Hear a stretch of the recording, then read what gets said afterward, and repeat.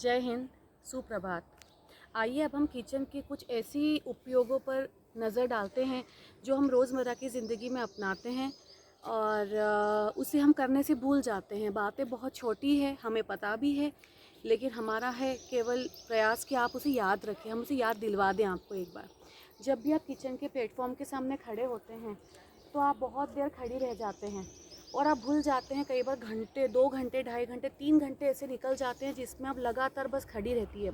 इसीलिए कल हमने ब्रीदिंग एक्सरसाइजेस की बात कर चुके हैं कि किस प्रकार से आप बीच बीच में ब्रीथ कर सकती हैं और अपनी सांस की श्वसन की गति को नियंत्रित कर सकती हैं।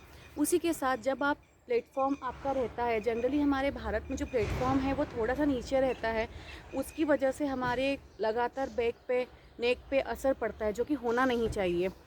तो पहली बात तो अगर आप लगातार खड़ी हैं, किचन में काम कर रही हैं, आपके आपको काफ़ी है, एक पटिया ज़रूर रखिए।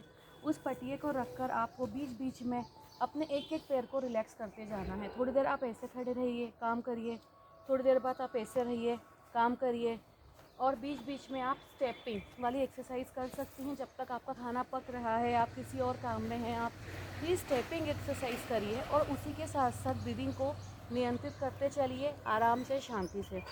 उसके बाद आप जब खाना बनाती हैं तब ऐसे झुकती हैं और इतना नीचे देखती, तो लगातार आपका गर्दन और ये पोस्चर झुका हुआ रहता है, जो कि ऐसा होना नहीं चाहिए। तो आगे चल के स्पॉन्डिलाइसिस की प्रॉब्लम होने लगती है। कई बार आप बढ़ती उम्र में आपने चक्कर आना, उल्टी जैसा महसूस होना, और कई बार आपको ऐसे नसों में खिंचाव, और आगे और जाके आपने कई जगह पे देखा होगा, सुना होगा कि हमारे हाथों में झुनझुनी आती है। उसके चलते आपको क्या करना है, कुछ अपने उसको थोड़ा सा ऊपर कर लीजिए, कुछ बेस रख दीजिए अपने स्लैब पर भी, और फिर आप रोटी वगैरह बनाइए। थोड़ा सा आपका जो है उसको ऊपर किसी भी तरीके से उठा दीजिए, कुछ फर्शियाँ वगैरह रख दीजिए, ताकि अब आपकी गर्दन बहुत ज़्यादा ना झुके, एक नियंत्रित वे में आपका काम कंप्लीट हो जाए।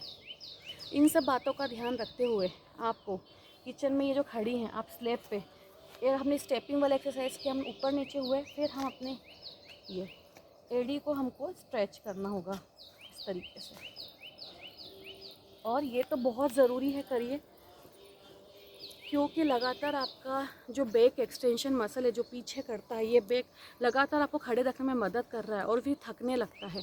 तो इसको न्यूट्रिशन देने की वजह है कि आपको उसको एक्सरसाइज ही करनी पड़ेगी, और वो एक्सरसाइज हम कर नहीं पाते हैं। इसलिए हमने 2 दिन पहले जो बेड में लेट की एक्सरसाइज देखी थी, जो कि कमर की एक्सरसाइजेज थी हमने, और ब्रीदिंग एक्सरसाइजेज देखी थी, और हमने किचन की कुछ एक्सरसाइज का, इसको भी आप एसोसिएट कर लीजिए और आप देखिए आपकी ज़िंदगी कितनी सरल, सच्ची हो जाएगी, और आपका जो काम है कम ऊर्जा में ख़त्म होने लगेगा और आप ज़्यादा फ्रेश और तरोताज़ा महसूस करने लगेंगी। जय हिंद, वंदे मातरम।